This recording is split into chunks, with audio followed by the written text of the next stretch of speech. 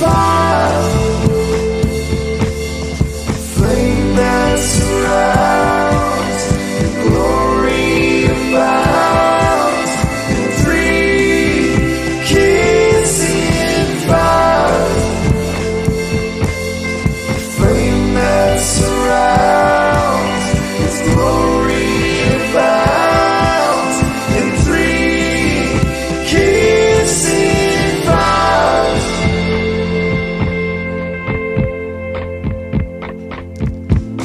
God's like a silver sea, God's like a silver sea, of three kids in fire. God's like a silver sea, the flame that surrounds, glory abounds with three kids in fire.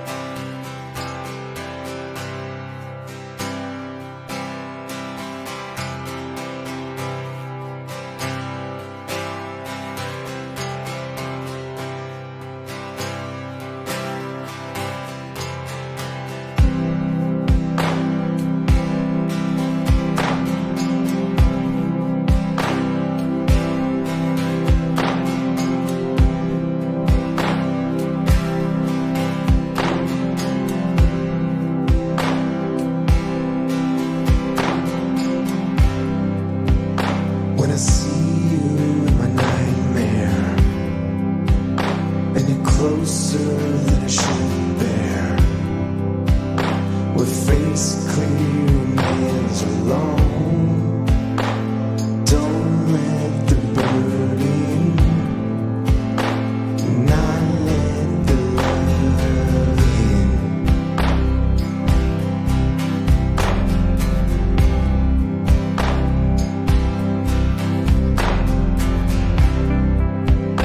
When I see you in my nightmare, and you're closer than I should bear, with face clear and hands alone, don't let the burden, not let the love in.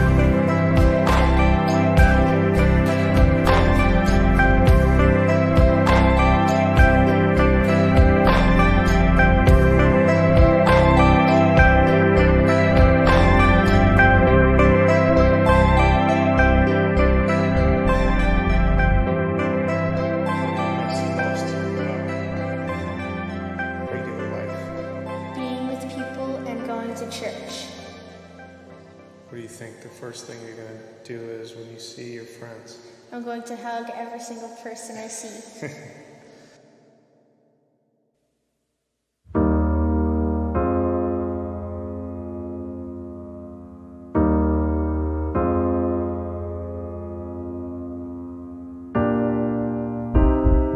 And the rocks cry out, "We got you. We will hold your blood till it comes." As your body lay prostrated on top of us, we will hold you up when no one else does. And the rocks cry out, "Your voice isn't lost with us."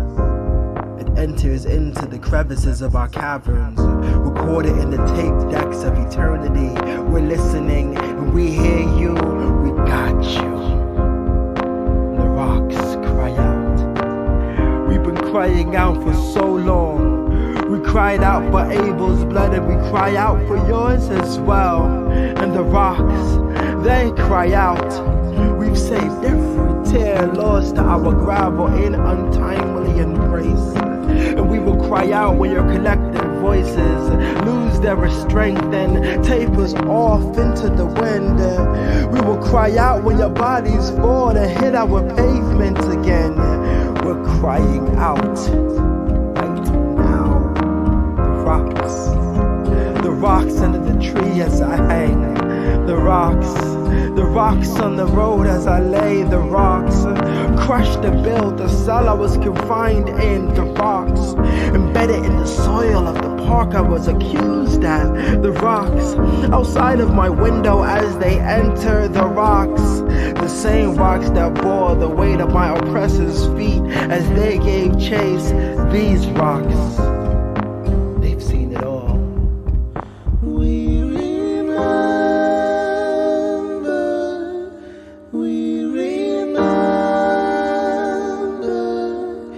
Pray for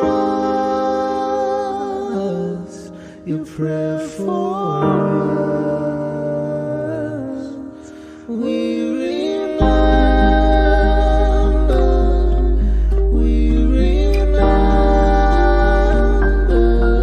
you pray for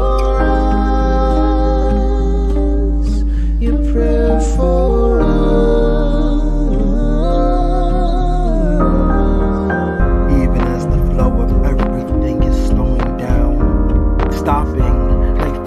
Traffic carrying me into everlasting. I know the rocks, they cry out.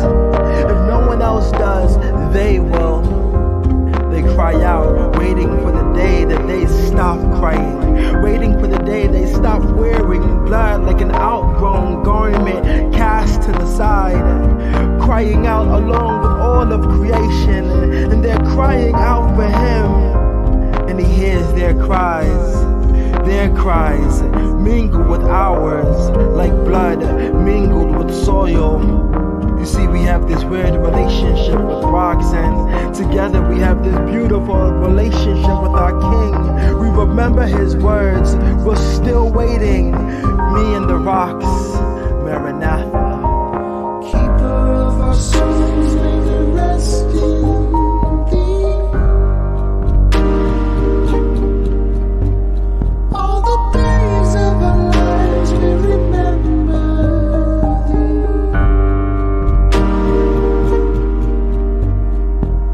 Maranatha, now may we all find peace. All the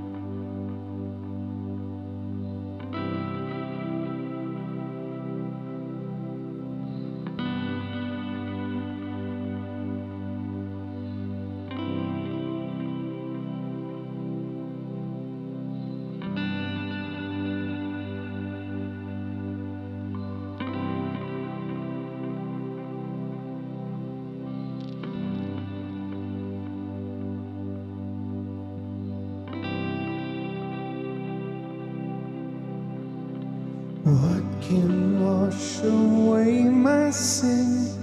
Nothing but the blood of Jesus. What can make me whole again? Nothing but the blood of Jesus.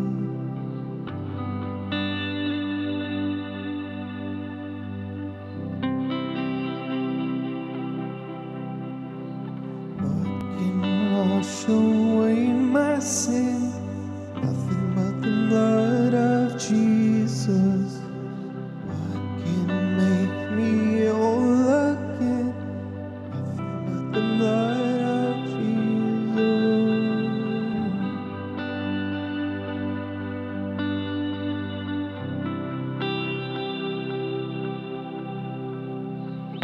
How precious is the flow that makes me white as snow. No other fount I know, nothing but the blood of Jesus. How precious is the flow that makes me white as snow. No other fount I know, nothing but the blood of Jesus.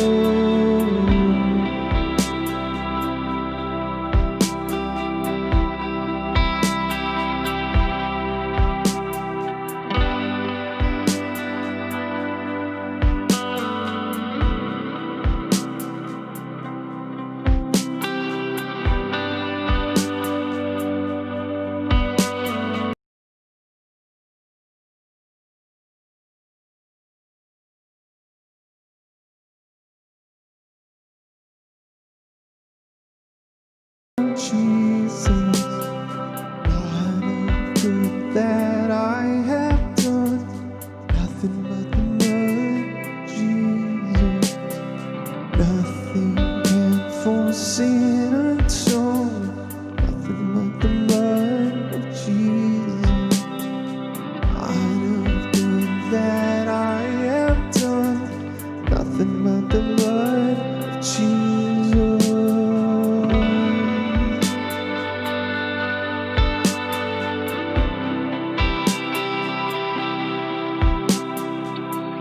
How precious is the flow that makes me white as snow. No other fount I know, nothing but the blood of Jesus.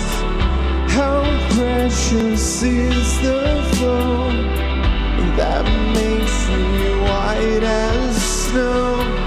No other fount I know, nothing but the blood of Jesus.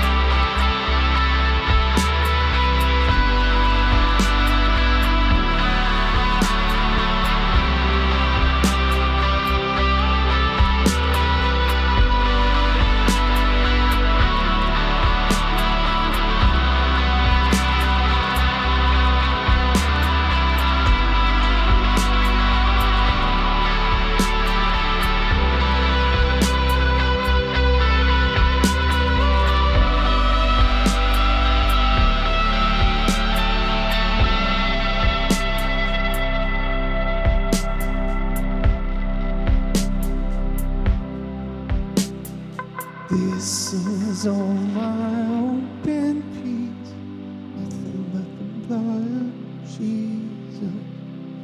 This is all my righteousness.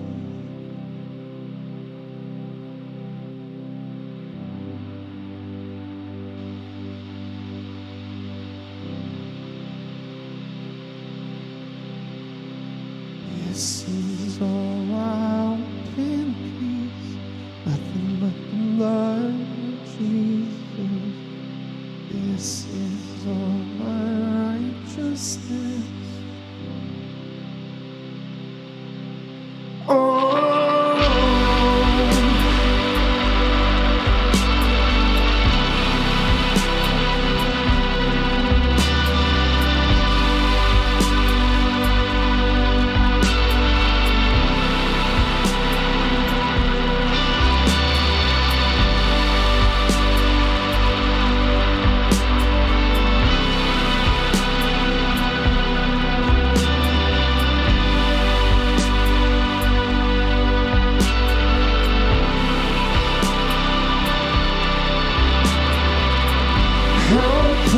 precious is the flow that makes me white as snow. No other fount I know, nothing but the blood of Jesus. How precious is the flow that makes me white as snow. No other fount I know, nothing but the blood of Jesus.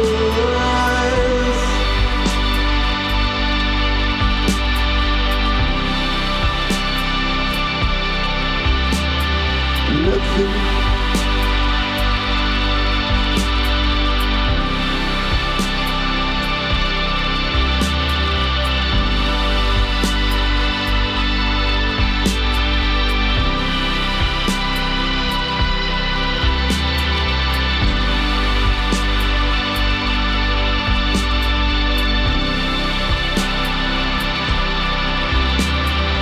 Nothing but the blood of Jesus. Nothing but the blood of Jesus. Nothing but the blood of Jesus. Nothing but the blood. Nothing but the blood of Jesus. Nothing but the blood of Jesus. Nothing but the blood of Jesus.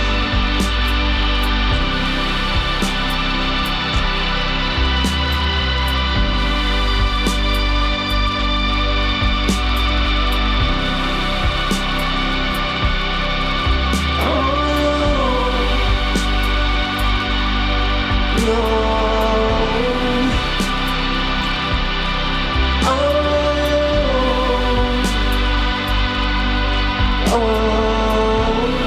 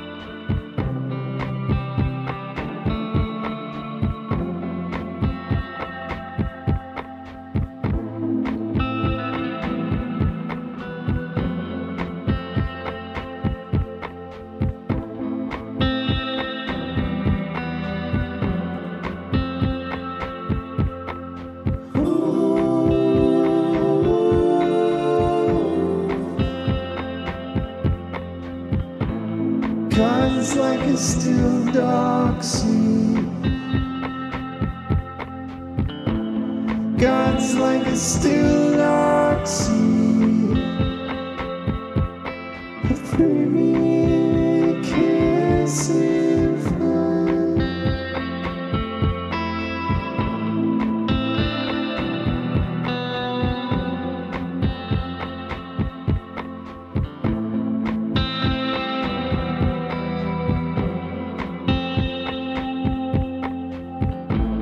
God's like a still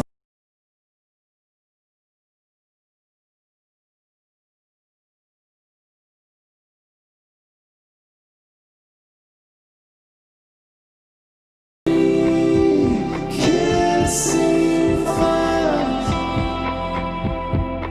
The flame that surrounds His glory abounds. It free kissing fires. The flame that surrounds His glory abounds. It free kissing fire.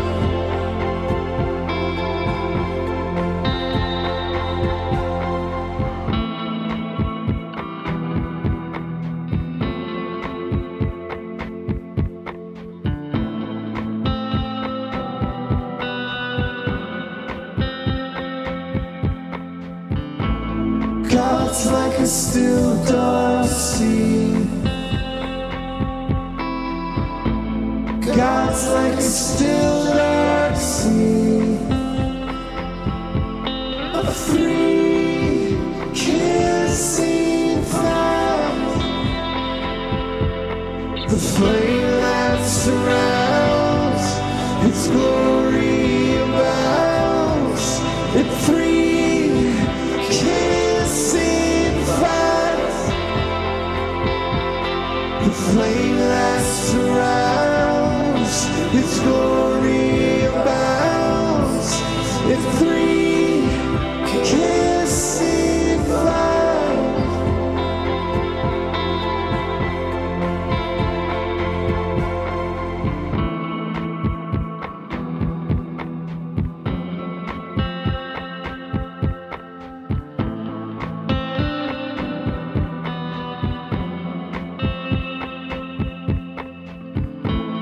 God's like a still dark sea. God's like a still dark sea. A free kissing fire. The flame that surrounds His glory around.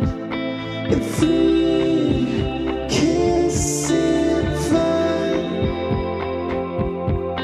The flame that surrounds His glory abounds. In free kissing fire.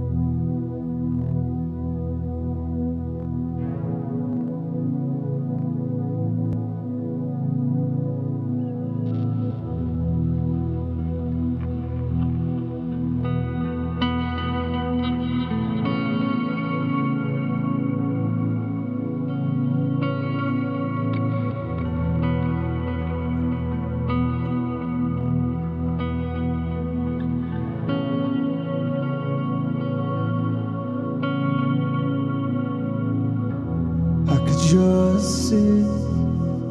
I could just sit and wait for all your goodness. Hope to feel your presence. I could just stay. I could just stay right where I am and hope to feel you. Hope to feel something again.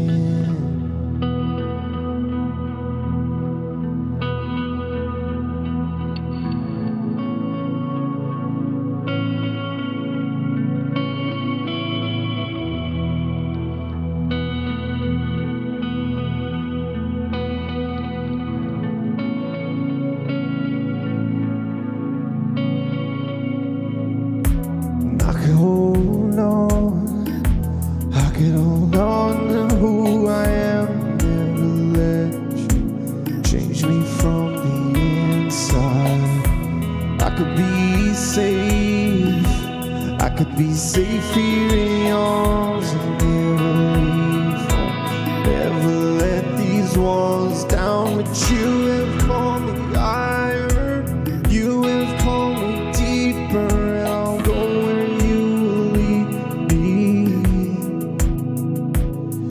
But you have called me higher, you have called me deeper, and I'll go where you lead me.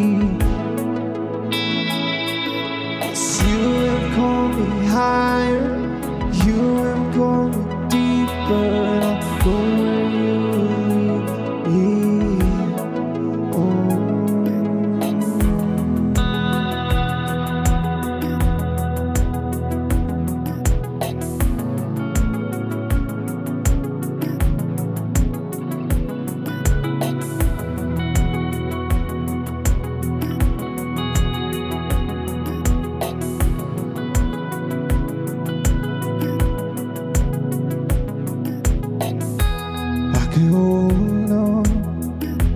I could hold on to who I am, never let you change me from the inside.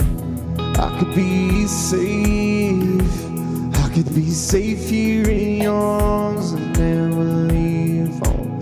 Never let these walls down. You have called me higher, you have called me deeper. I'll go where you lead me. You have called me higher, you have called me deeper. Go where you lead me. Yes, you have called me higher, you have called me deeper. I'll go where you lead me. You have called me higher, you have called me deeper. I'll go where you lead me.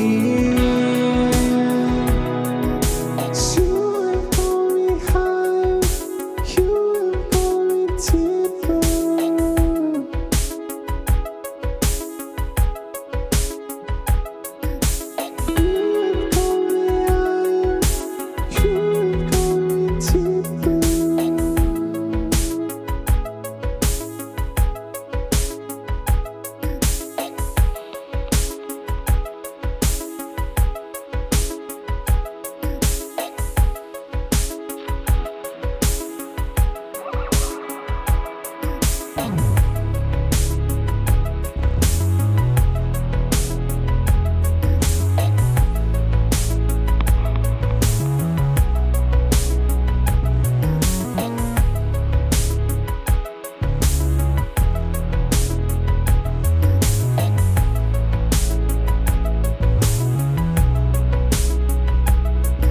When the darkness comes and daylight fades, you hold my heart with grace not delayed.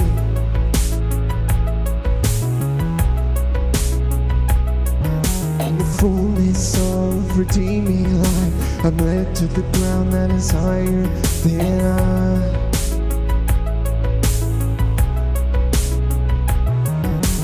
Darkness comes and daylight fades, you hold my heart with grace not delayed.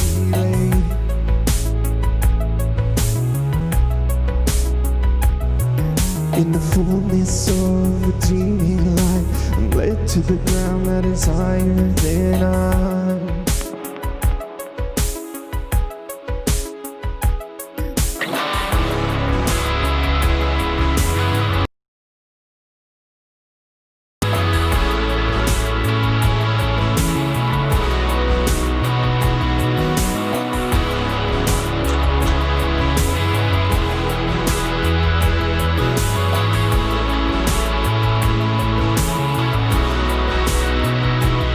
When the darkness comes, the daylight fades. You hold my arm with the grace not to wait.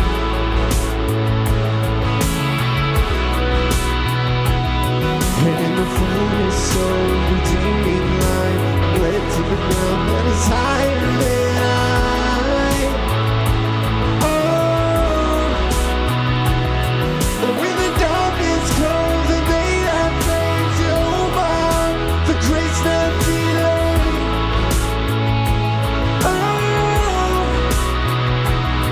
And in the fullness of redeeming light, I'm led to the ground that is higher than I. Oh, but you have pulled me higher, you have pulled me deeper, and I'll go where you will lead me. Oh, yes, you have pulled me higher, you have pulled me deeper, and I'll go where you will lead me. Yes, you have pulled me higher, you have pulled me deeper, I'll go where you will lead me. You have pulled me higher, you have pulled me deeper, I'll go where you will lead me. You have pulled me higher, you have pulled me deeper. You've pulled me higher, you've pulled me deeper.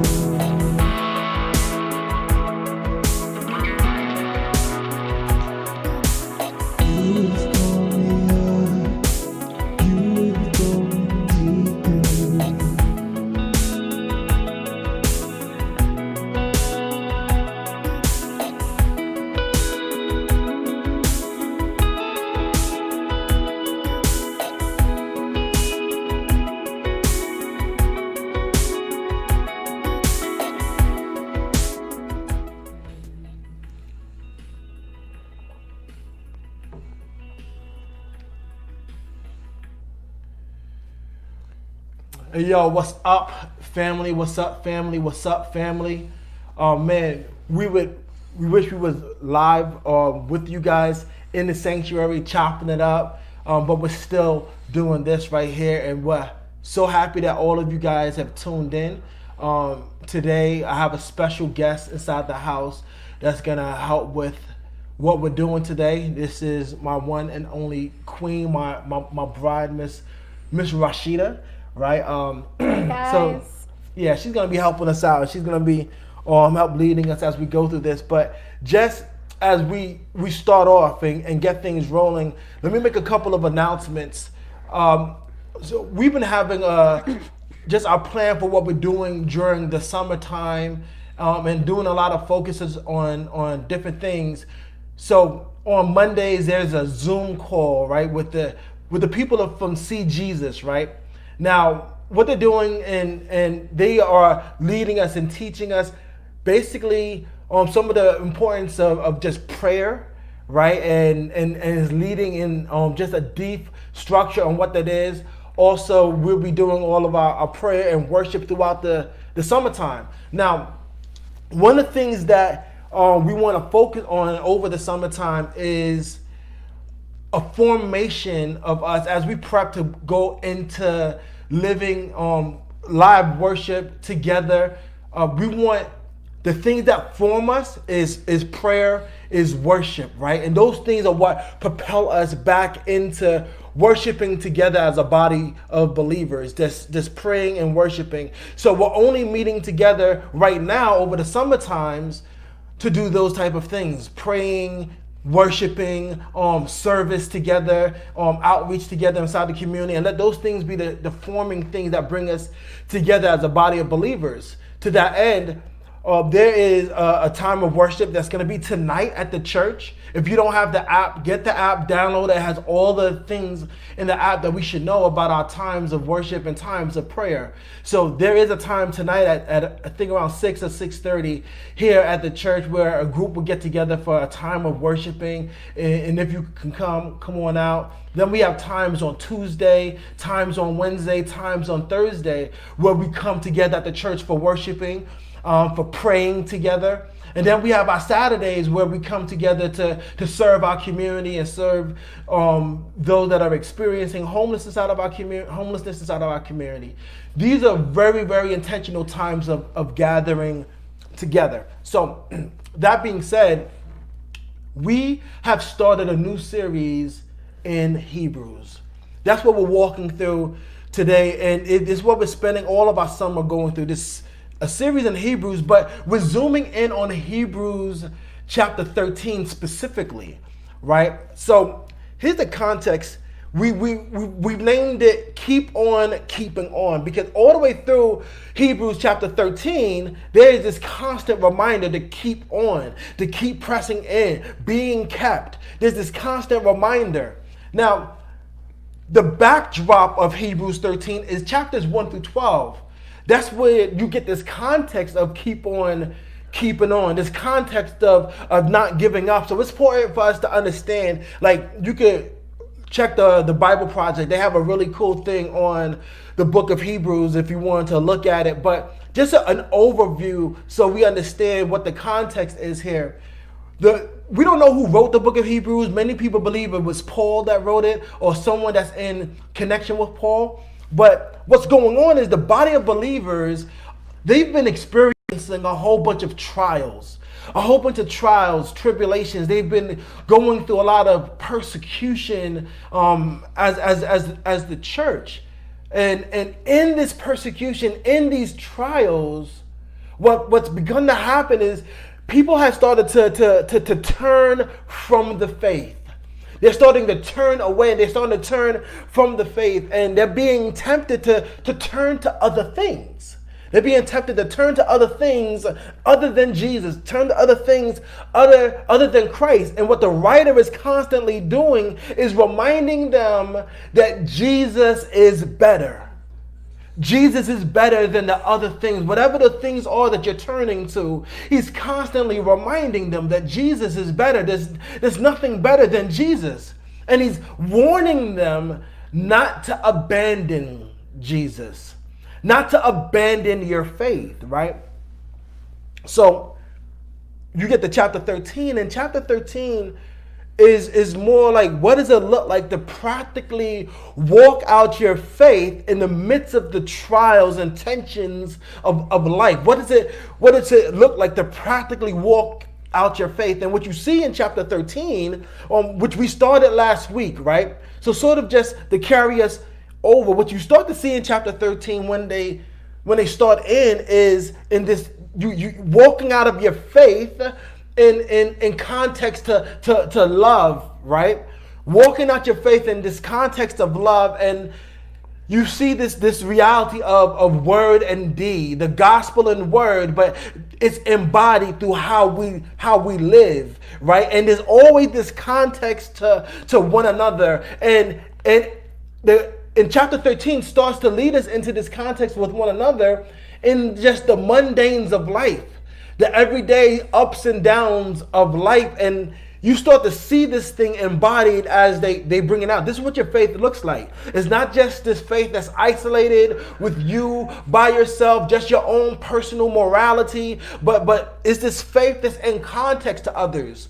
So the first thing that they pointed out last week when we was covering it was, what does it look like to love one another in the body of Christ, us in the body of Christ? And he uses language of brothers and sisters to make the point of there should be this familial love amongst us. We should love one another as family, right?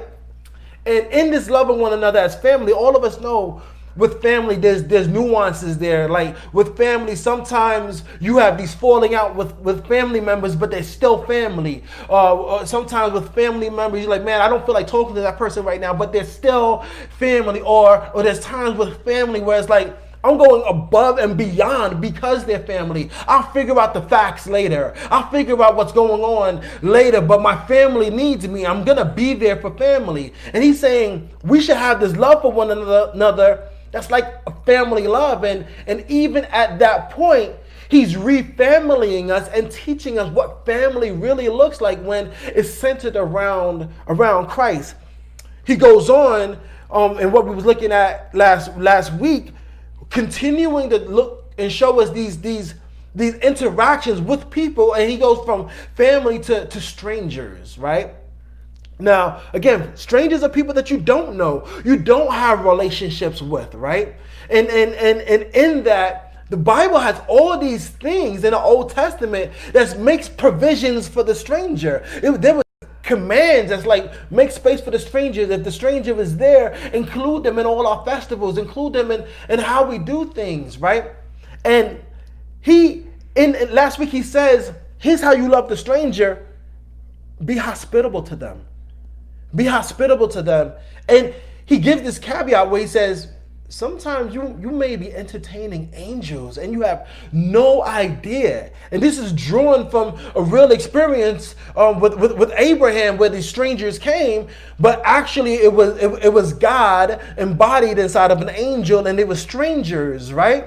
And as we were looking at last week and thinking about this, we thought about it in the context to God and salvation, and how before the beginning of time, God has called people to him. The thing is that we don't know who all the people are, and God chooses to draw people into that reality and open their eyes all the way throughout time. So sometimes the stranger that we're looking at, whether it's a stranger that's at the border, whether it's a stranger inside your neighborhood, whether it's a stranger that you're looking at online through some really intense situation, whether it's a stranger at the supermarket, whatever it is, be hospitable, because that stranger could be an angel in disguise, and just looking at God and his sovereignty and calling people into him. Sometimes these strangers can actually be family members, but you don't have a relationship with them. So you don't know that this is actually a family member, whether they are a family member at this time and moment, or God is yet to open their eyes to that reality. So how you treat this person, in effect, can be you treating a family member a particular way, whether it's good or whether you're mistreating the family member. He goes on even some more to talk about some real personal ways to walk out our faith in actuality. And he starts talking about prisoners and those that are being mistreated. And he says the way you interact right here is as you are in prison with them. That's how you engage them. That's how you serve them. That's how you walk out your faith, as if you are being mistreated with them. Now, with that in mind, this shapes how we love them, how we serve them, how we are there for them. And now we get to verse 4. Hebrews chapter 13, verse 4, and he continues to use these examples of a real life relationships with people to talk about what it looks like to walk out our faith and to live out this love. So I'm going to read Hebrews chapter 13, verse 4, and then we'll dive in some more. Hebrews chapter 13, verse 4, and it reads like this: marriage should be honored by all, and the marriage bed kept pure. For God will judge the adulterer and the sexually immoral. Marriage should be honored by all, and the marriage bed kept pure. For God will judge the adulterer and all the sexually immoral. Right off the back, one of the things that stand out here is the way how these things would happen is they would receive a letter, and when they got the letter, they would read it to everyone. They would gather everybody together. And when they would gather everybody together, someone would read the letter out loud. So he's talking to a group of people. And when he's talking to this group of people, he says, marriage should be honored by all, right? So here's the all here. The all that's listening to this. The all that's there. This would mean young and old. This would mean male and female. This would mean rich and poor, Jew and Gentile. Those that are in marriage relationships and those that are not in marriage relationships, right? This is the context to the all. And he's saying to all of them that all of you should be honoring marriage. Well, here's what I want to do, right? Just thinking about this context of all, how all of us should be honoring marriage, rich, poor, young, old, male, female, married, unmarried.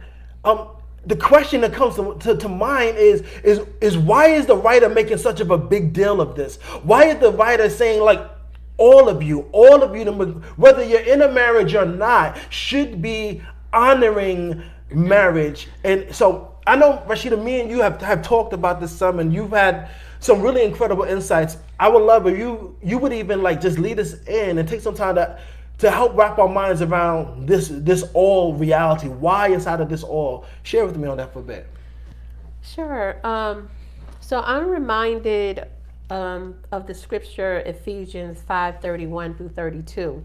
And in that scripture, and I'll just read it, it says, "Therefore a man shall leave his father and mother and hold fast to his wife, and the two shall become one flesh. This mystery is profound, and I'm saying that it refers to Christ and the church." So in that particular text, I find it just extremely interesting that Paul, who himself isn't married, he's able to understand the profound mystery of marriage. And he refers to it as a reference to Christ and the church. And I just think it's interesting that God would help us in that unique way. That Paul is, in his singleness, able to describe, the uniqueness and the profound and the wonder of marriage.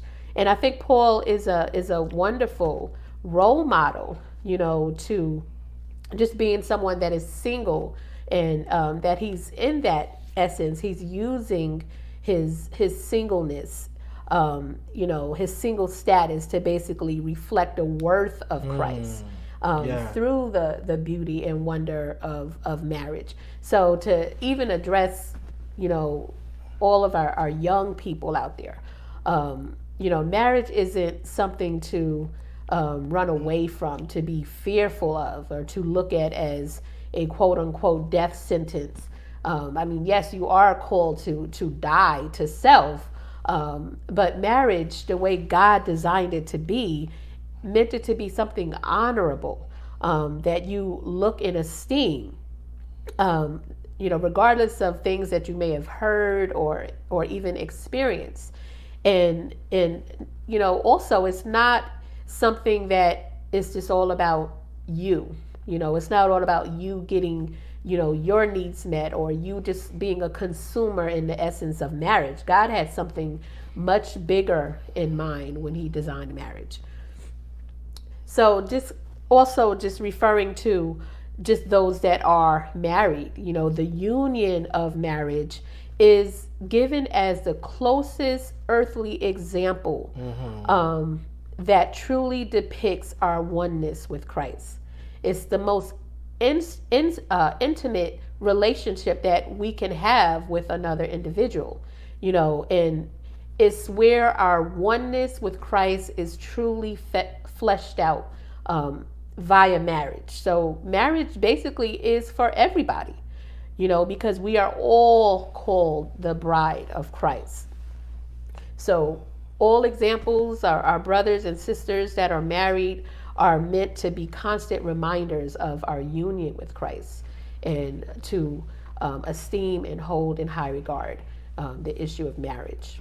See, now, so that's rich, because it paints this picture of marriage being a symbol to every single person, and everyone is drawn into this narrative of marriage, and sort of like, and God gives all these little examples of marriage just in our everyday life, but it's always with this thing that's deeper, right? It's pointing to something deeper. Now, we've been married for over 23 Yeah. 23 years, right? We've been married for over 23 years, and if one thing that I know is that the Lord has used our marriage to cultivate the most intimate parts of my heart. That's one thing that I know for sure. The Lord has used our marriage to cultivate the most intimate parts of my heart, parts that people don't see, don't know. He's used you to challenge things inside of my heart that either I haven't seen or I was being blind to or ignoring. But he's constantly done that, and what I've learned over the years is just this reality that our spouses are instruments in the Father's hands, used to shape and mold our hearts into His image, right? This is our spouse, and this is something for us to get. Just like our spouses, I'm learning this over years. Our spouses are instruments in the Father's hands that He's using to shape and mold our hearts into His image, right? He's shaping, and the shaping that the Lord is doing through our marriage isn't primarily about our marriage, like what Rashida was saying just a few minutes ago. It's not primarily about our marriage. It's primarily about Christ and the church, which means that marriage becomes this tool of spiritual formation, all while also being a tool of gospel witness. Okay? That others turn around and they look at and they see Jesus through this marriage. They see the union through this marriage. So there is the formation that God does inside of our heart through marriage that extends past the marriage. It also builds into our very relationships with God. It also builds into our very relationship with God. And while it's building into our very relationship with God, and like I said, like it's teaching us to trust God. It's teaching us to run to Him, to value Him, to know Him as the only answer. And while it's forming our hearts and our relationship with God, it's informing how we live into relationship with others while navigating the trials of life. All of this is happening through this forming that happens inside of marriage. And it's happening for all, right? And this is primarily because the change that's done happens at a heart level. It happens at a heart level, and as it happens at a heart level, it impacts everything else. So God, He uses marriage to disciple both the people that are in the marriage and those that are witnesses to the marriage, right? This is why He draws us all into it. Because He's discipling both the people that are in it and the people that are witnesses to it. So this means our unmarried peeps, they can learn deep truths about the functional realities of a relationship with God through the marriages of their friends from an outside perspective. All while those that are inside the marriage are learning deep truths about their functional relationship with God through their marriage from an inside perspective. Right? It becomes a tool for everyone. So here's what I want to do here. Here's what I do. From here on out, we're going to talk about this particular text, right? And what we're going to do is we're going to examine how God teaches us all through marriage, right? We're going to examine how God is teaching us all through marriage. And what we're going to do, we're going to parallel look at these parallels between marriage and the everyday trials of life and our relationship with God. We're going to look at these parallels here. And while we're doing this, we're going to use this contextual backdrop of Hebrews as an overlay to our current contextual backdrop, right? And this is the same thing that the writer of Hebrews is doing anyhow. Because what he's doing is he's looking at the Old Testament and things that are happening inside the Old Testament, and he's using that as a contextual backdrop for what they're going through currently inside of their time, right? So there's going to be this conversation for y'all that's going to just be between the Queen and I, right? That we'll have this conversation together. So let me frame the first part of this conversation, right? So the first part of this conversation, just remembering the backdrop, right? The writer of Hebrews, he's pointing out how the church was facing massive trials They was going through massive issues, right? Now, some of these issues was they was getting imprisoned. Some of them they was facing persecution. You read through those texts. Some of them they was being sawn in half. They was being sawn in half. They was being stoned. They was being flogged. Now let's take that and we pause for a second. Sometimes, both me and you know that as married couples, we want people to see our marriages as just perfect, right? Like we don't go through issues, we don't go through things. Like our marriages are flawless, right? But all marriages go through trials that hurt deeply. Sometimes we go through seasons of trials that hurt deeply, right? Now, me and you, we both had the blessing and the opportunity to have others speak into our marriage, right? And we've also had the blessings and opportunity to speak into the marriages of others, right? And this gives us like a context of experience. Our 23 years, which is really a short time. What's been wisdom that's been given to us, wisdom that the Lord has given to us to share with others. So here's the question that I would love for you to speak on some as we just discussed, right?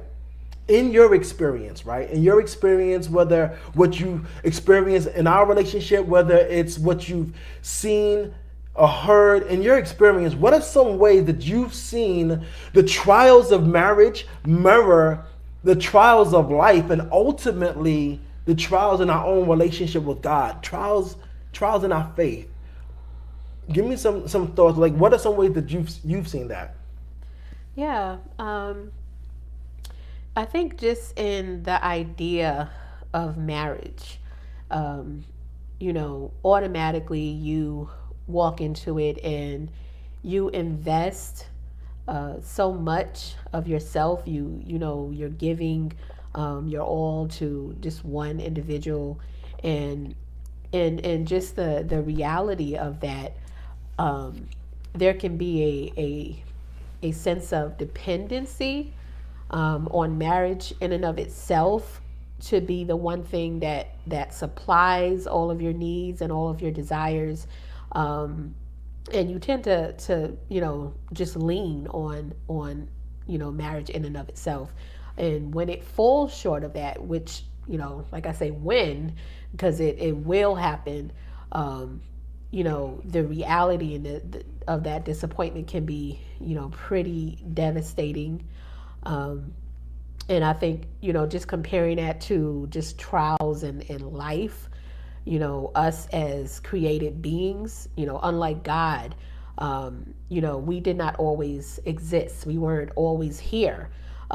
So our reality currently is in the here and now, so that's why Paul, admonishes us to, not to set your minds on things below, but to set your minds on things above.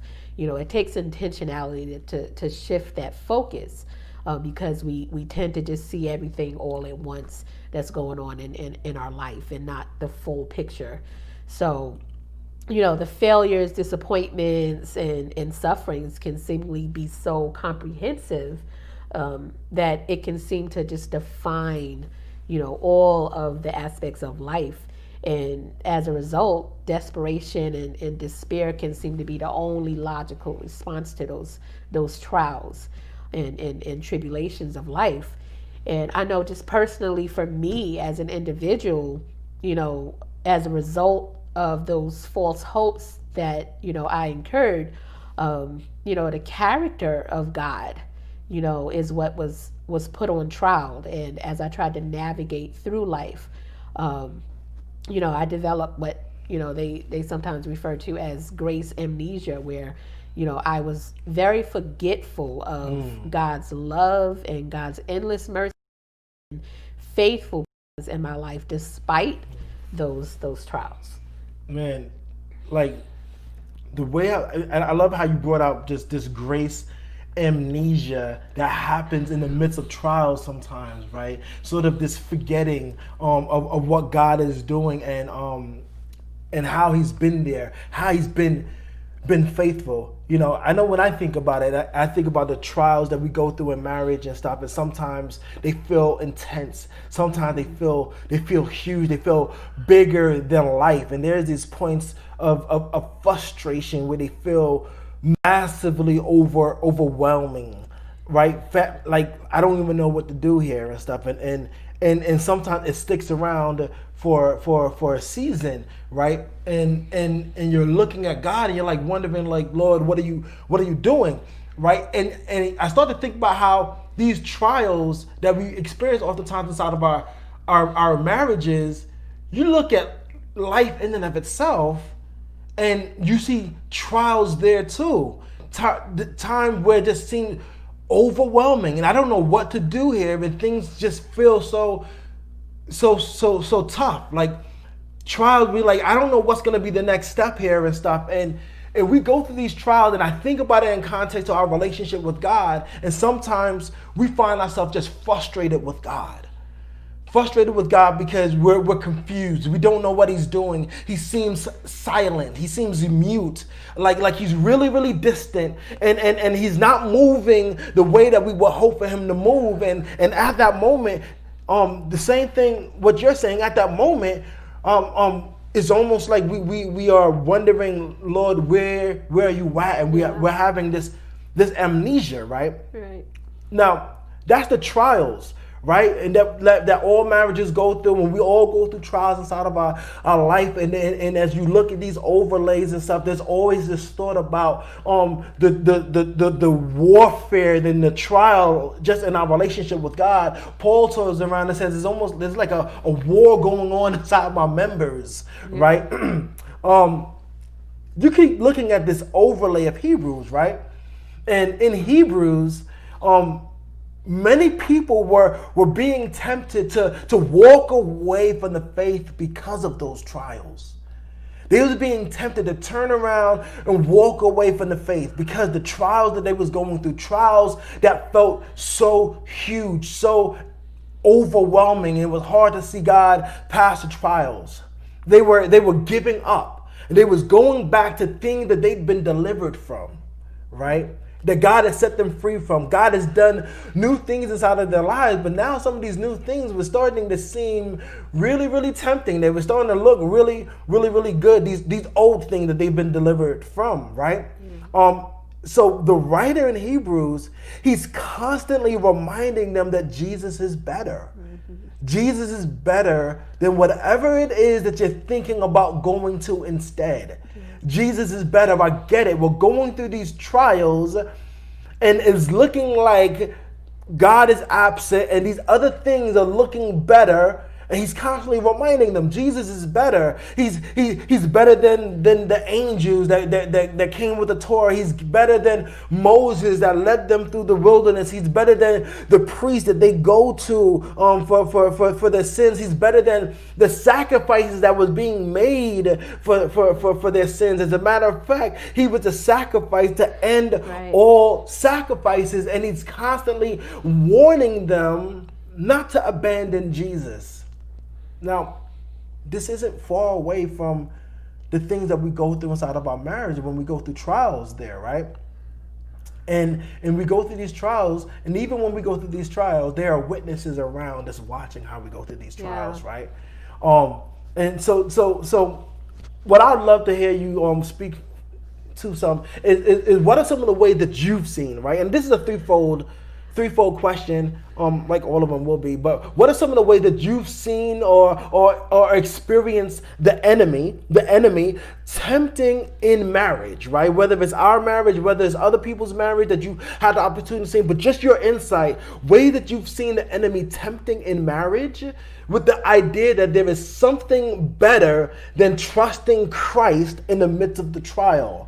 What are some ways that you've seen the enemy tempting in marriage? That there's something better than trusting Christ in the midst of the trials, in the midst of the tribulations, and continuing to look at, and how have you seen the same tactic of the enemy, that there's something better than trusting Christ, manifest in the trials of life, and ultimately in our own relationships with God. Like this overlay, marriage, life, God, all these having this example, but the enemy making this temptation that there's something better that you can go to than trusting God. I'd love like share some.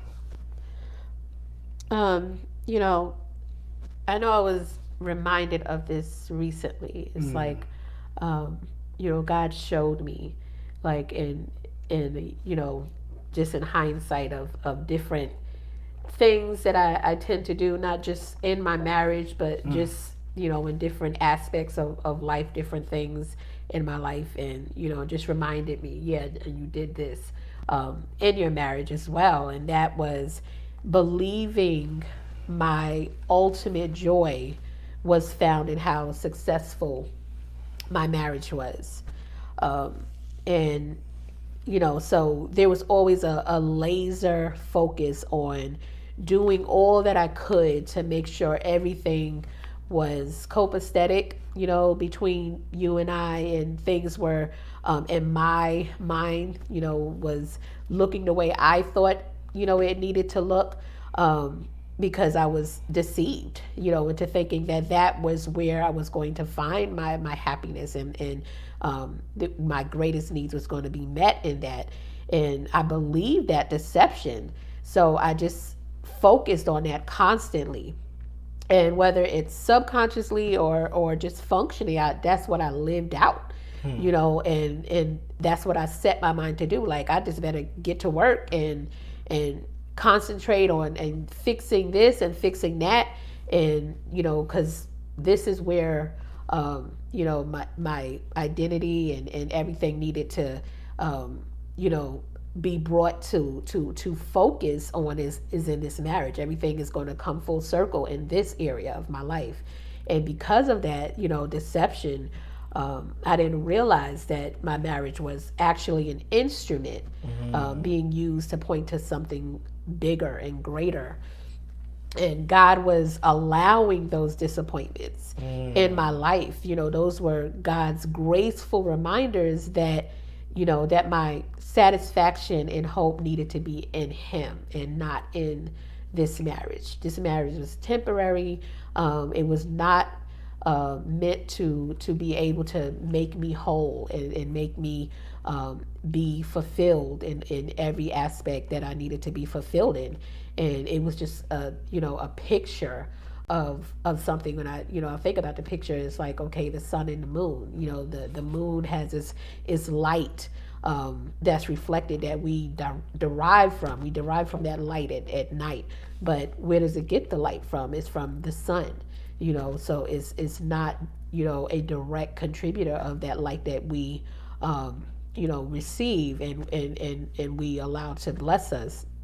And so the enemy would suggest just to trust in my own emotions. You know, my emotions was, you know, this is something you can trust in. You can, you know, if you're not feeling happy, or, you know, then that's a good indicator that, you know, things are at its worst right now. And I was not seeing the full picture. And so, you know, just thinking of all of that in just my life, the temptation was to put all of my identity, all of my value, all of, you know, every unmet need, all of my self-worth, and just wrap it up into this one moment, this one trial, this one situation, this one relationship.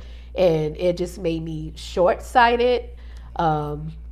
You know, it skewed my vision so that, you know, and my you know, perspective was incomplete, you know, as a result. And that was the enemy's aim. You know, his aim was that to make sure that I don't place it in God, because if he knew that if I did, that it would be a wrap for him. You know, that's it. It would be over. God would reign in His rightful place in my life and would speak truth to my situation, and I would see the trial for you know, for what it truly was, something that paled in comparison and did not you know, did not compete with God. It was a small thing compared to God.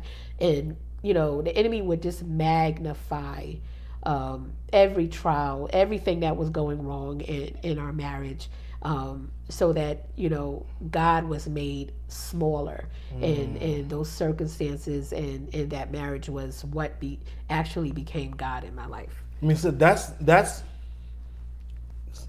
deep, and there's wisdom there, with even you sharing how the enemy would suggest trusting your emotions was better than trusting Jesus, right? Or how the enemy, and even in that, the things that you would go through would lift up the trials as bigger than God, and make God small inside of your heart and inside of your mind during those times. And I think like all of us resonate there and stuff, right?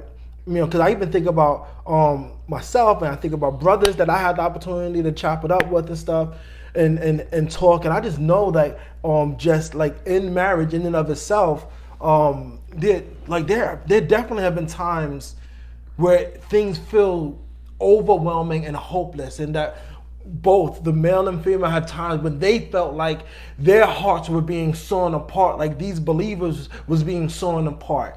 And the time when the tensions of the marriage, the trials of the marriage, felt like you was being persecuted, felt like you was being mistreated and stuff, felt like these things are there, right?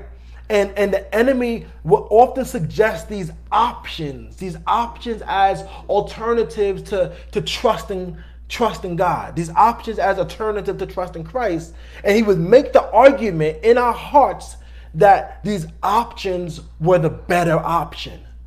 Like God isn't seeing you right now. God isn't there for you right now. But he would make this option. This option seem like it's a better option. It's a better thing to move in. It's better to give up than to trust God. It's better to throw in the towel than to trust God.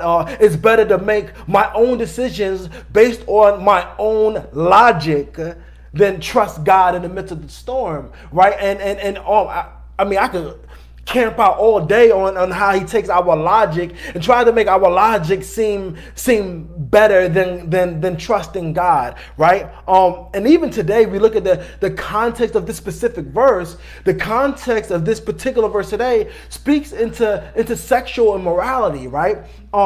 Where the enemy brings even these options of sexual immorality to our fingertips. Like, why trust and wait when I can click and gratify on my own terms right now, right? When you think about things like porn, and you think about adultery and all those other things, because these things are brought up right here, and there's always a deeper overlay, right?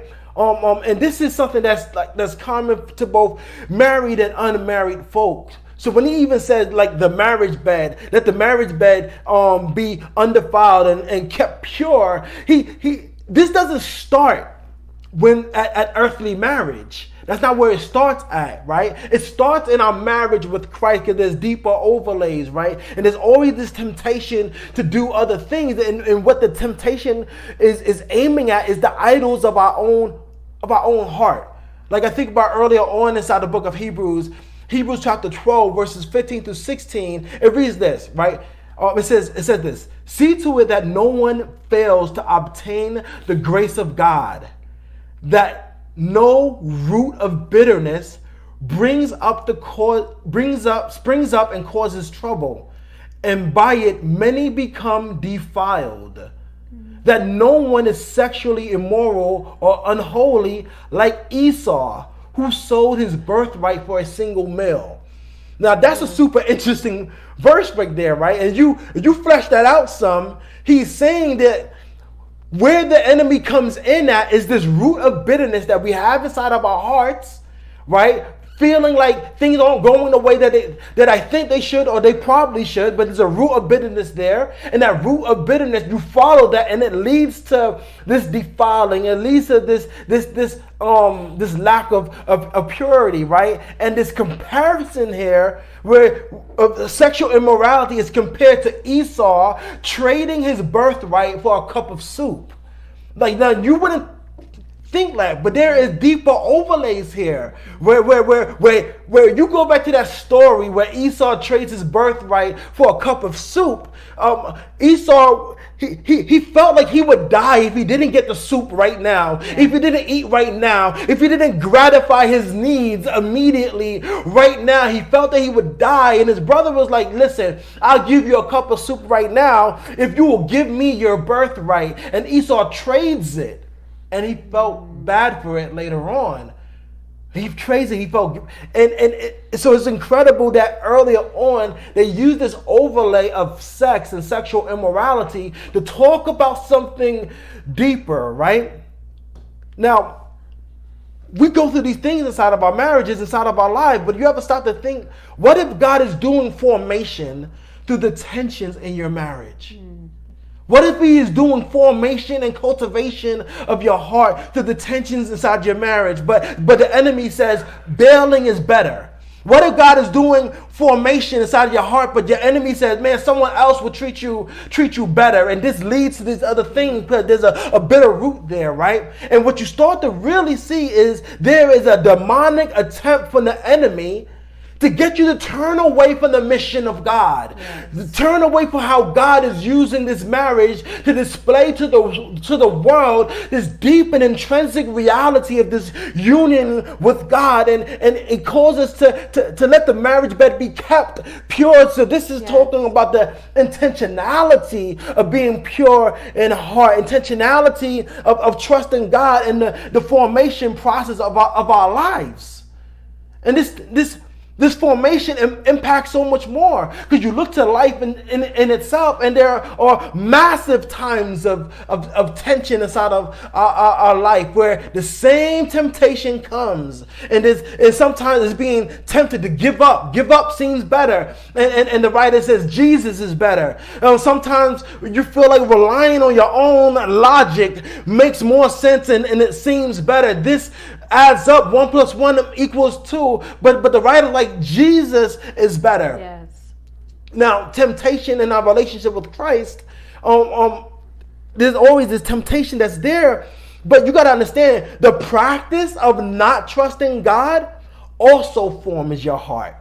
On the other side of things, the practice of not running to him, the practice of not completely submitting to him, the practice of not trusting him leads you to start to constantly question, is God really in control? Does he really love me? Is he even real? Is he there? You start questioning, is his ways really effective? Are they really beneficial? He's not moving quick enough. And before you realize it, you've drifted away from God slowly but surely, bit by bit, and you start to see these overlays. Now, I want to bring this in for a landing and we wrapped it up, right? Now, before we wrapped it up, I know I was talking to you and you were sharing me some things that was really, really encouraging. Like, what are some final thoughts? Like, if you were like, man, here's something like, man, before we wrap up, I would love for them to receive this. What would be some of your final thoughts that you would share? Just bringing this all, together. We've talked about this, for some time, and just actually pondering and thinking about all of this. And 2 scriptures came to my mind. And one of them is Luke 14:26, and I'll read that.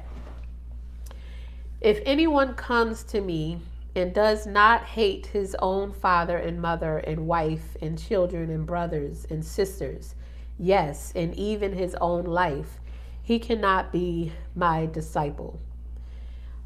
So, with these particular final thoughts, it's just really simple for me. If I was to just summarize that, it is to just say, prioritize God in your life.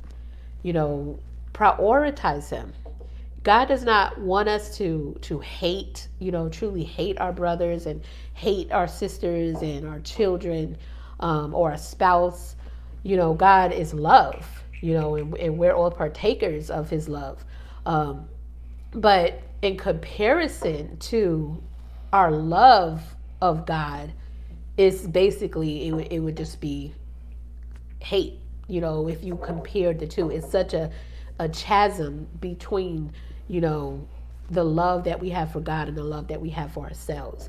And even just in thinking of our own selves, we talked a lot about the trials of life and how those things can cause you to doubt God and question God, and now not believe and hope in Him because, your life is in the balance. And so therefore your main priority is your own life, your own perseverance. And God deserves our central focus. He deserves all of our allegiance, and His rightful place is centered in our life.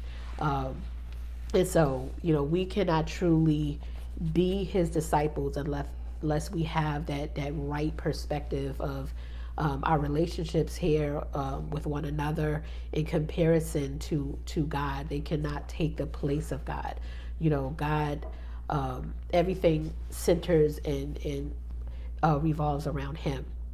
When I think about it, an analogy that I would, that always comes to my mind is sometimes when I'm worshiping God, when I'm just in a song and I'm really just saturated with his presence in that moment, and while I'm worshiping Him, I don't feel anything. My mind is not on my trials, it's not on my issues, it's not on what's going on. It's just me and Him.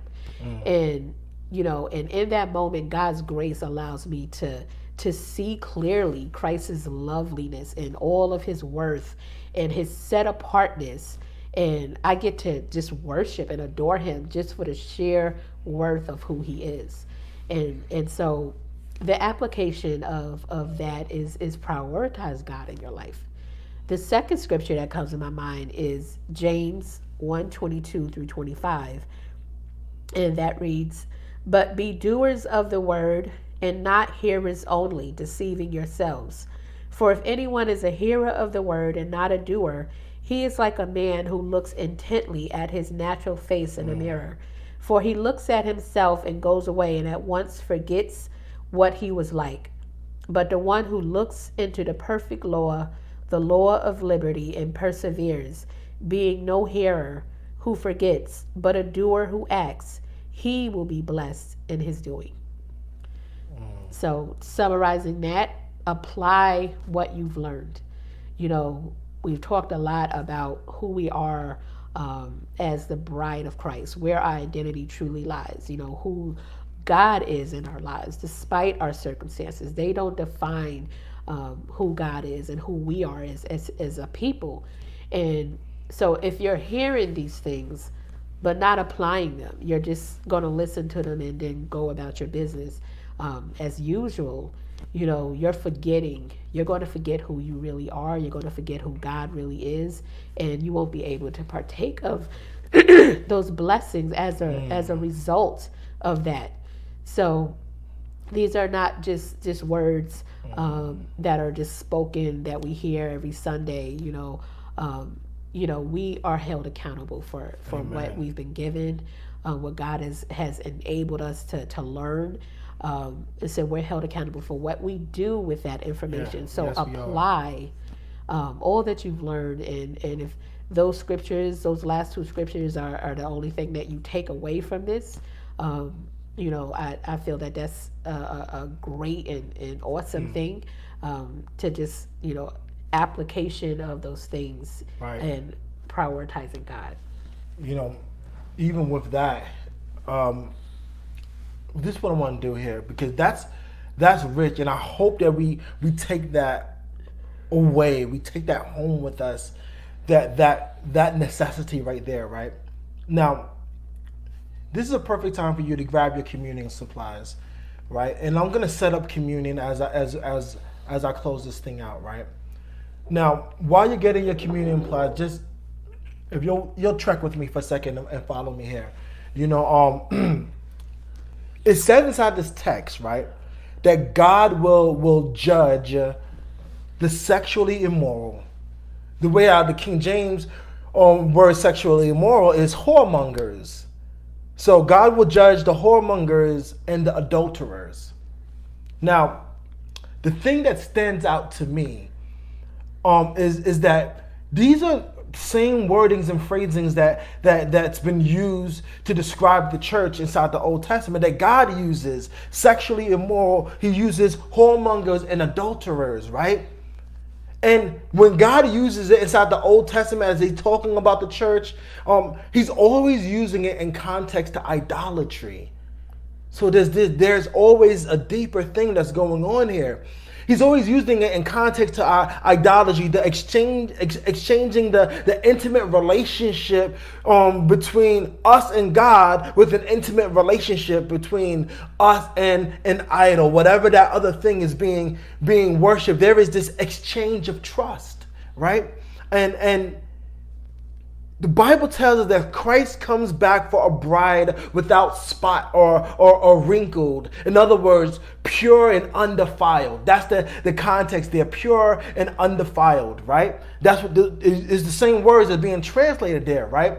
There's this thing that stand out to me, which was a custom of marriage inside those times, and what will happen when two people came together to be married. In the wedding night, there will be a consummation, right? And so the bride, she was keeping herself until her husband will come. She was keeping herself, right? And so there would be the celebration of purity, because on the wedding night, because she kept herself, and this was their first time, there would be blood, and they would hang a sheet outside to sort of testify to the fact that there's a celebration of purity, right? And they would celebrate all together because the blood symbolized pure and undefiled. It celebrated the bride's trust in God, that God would come and he would bring the groom, and here's the evidence, right? And they would hang it outside and stuff, and there would be the celebration. Now, the thing that's important about that is Christ is the groom that comes to get his bride. And he comes for a bride that's pure and undefiled. Yes. But we haven't trusted and waited for him. We've already given ourselves to idolatry in the most intimate parts of our hearts and our lives. But here's the good news here. It's no longer our blood that testifies to purity. It's his. It's his blood that testifies to purity. It's not our action that makes us pure, but his actions. As a matter of fact, when he comes for the bride without spot or wrinkle, it's his presence that he's looking for. He's looking for himself, a bride indwelled with the Spirit of God. And the proof is his blood that's given for us. He was pure on our behalf for his glory. And he took the punishment, because those times the punishment for that would have been death, and he takes the punishment on our behalf, which was death. He took the punishment for us. So when we take communion today, it means something richer. It means something deeper. It has to do with the groom that comes for his bride, and his own blood is the testimony of purity on all of our behalf. So with that in mind, let's take communion. He gave his body, which for us, which he gave on the cross, that we will have union with him in eternity forever. Take the bread and eat the bread now.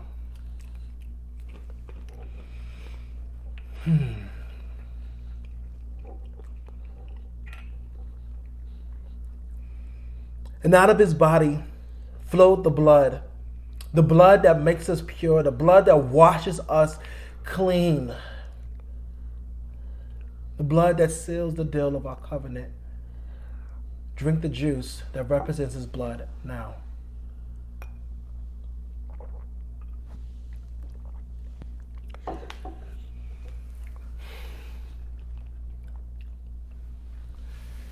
Here's some activation points that we want to share with you guys.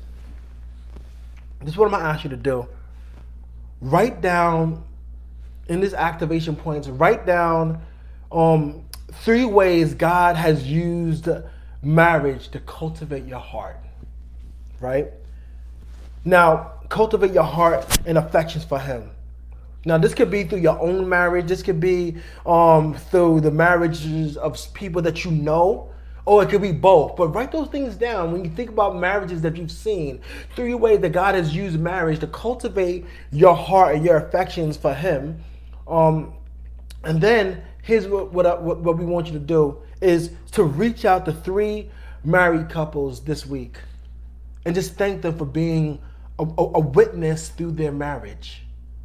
It's not about whether the marriage is perfect or anything like that, but man, just seeing your love for one another reminds me of God's love for us. Those are the activation points that we're calling you into and asking you to participate with.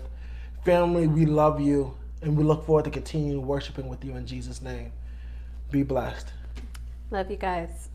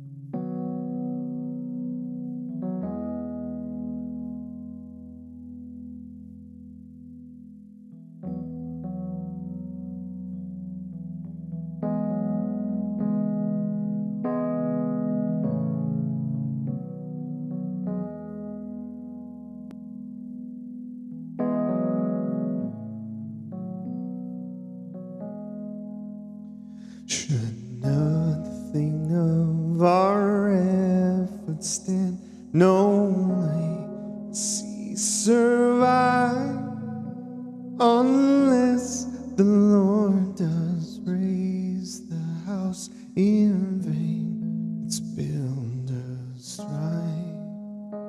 To you who most tomorrow's gain, tell me, what is your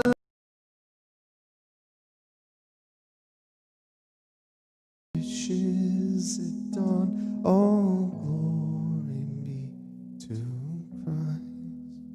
No glory be to Christ our King. All glory be to Christ. His rule and reign will ever sing. All glory be to Christ. No glory be to Christ our King. All glory be to Christ. His rule and reign will ever sing. All glory be to Christ.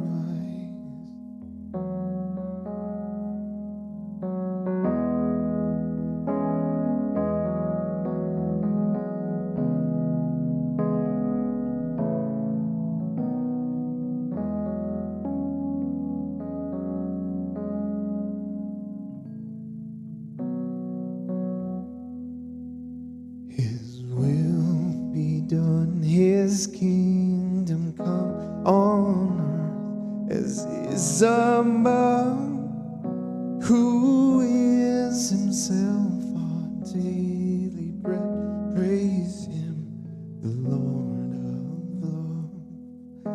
Let living water satisfy the thirsty without price. I will take a cup of kindness, yet all glory be to Christ. And no glory be to Christ our King. All glory be to Christ. His rule and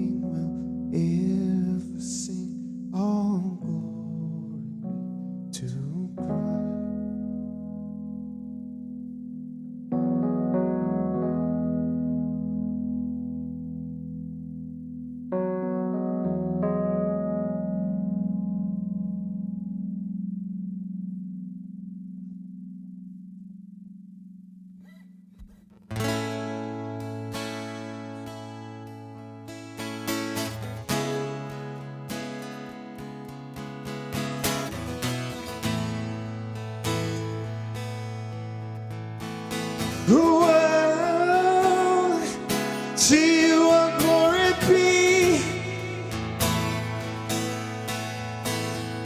Well, to you all glory be. Well,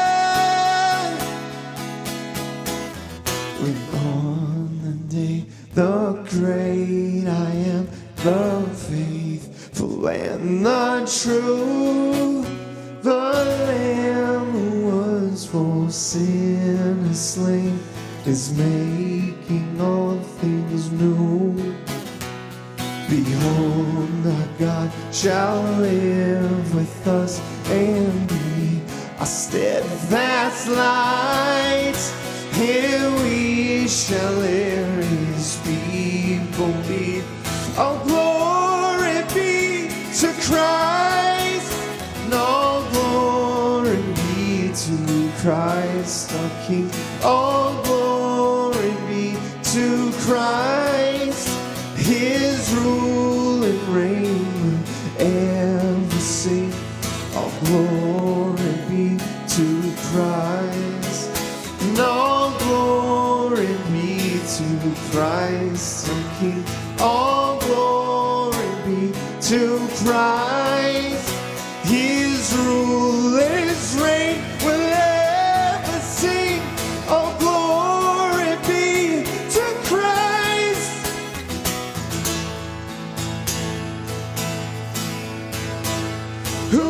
Well, to you all glory be. Well, to you all glory be. Well, to you all glory be. Well, to you all glory be.